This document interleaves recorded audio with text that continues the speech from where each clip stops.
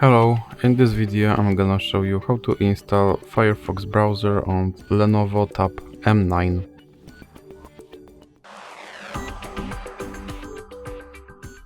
So you have to start with opening Google Store.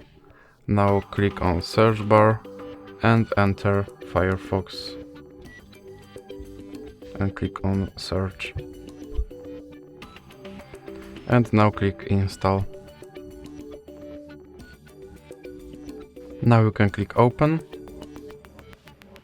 Here you can customize some of your browser settings, such as dark theme for example, and you can just click start browsing. And now your Firefox browser works just like any other browser. So that's it for this video. If you liked it, please remember to leave a like and subscribe.